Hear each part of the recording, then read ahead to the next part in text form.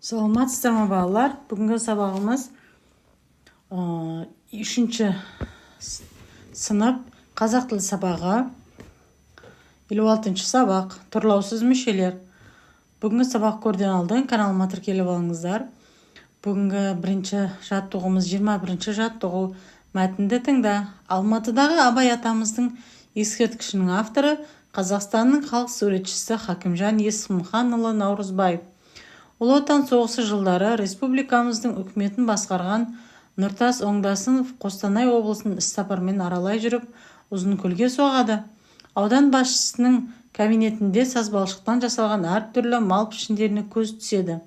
Мұны жасап жүрген кім дейді?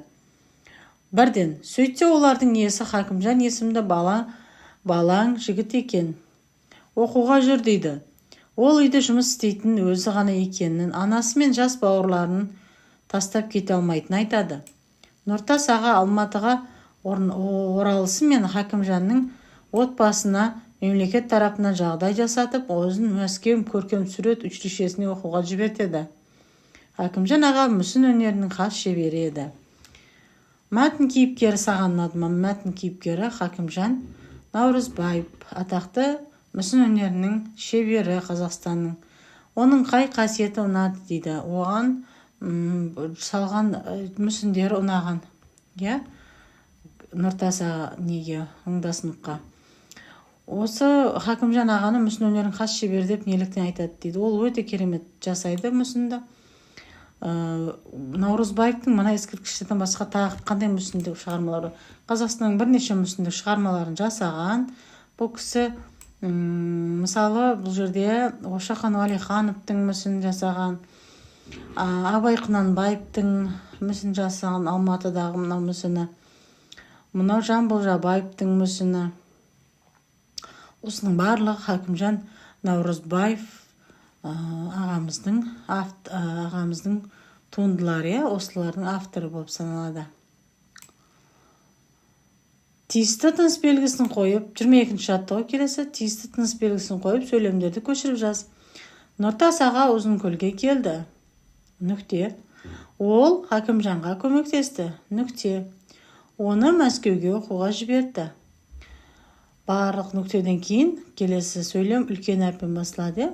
Ал мұнда кіші әріппен жазылған, сондықтан осы мен жазған мәтініміз қатесіз болады. Қатесін түзеп жаздым балалар. Қарамен берілген сөздерге сұрақ қой дейді.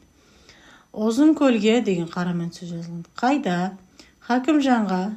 Кімге? Мәскеуге оқуға. Қайда? Не үшін? Деген сұрақтар қоюға болады. Бұл тұрлаусыз мүшелер.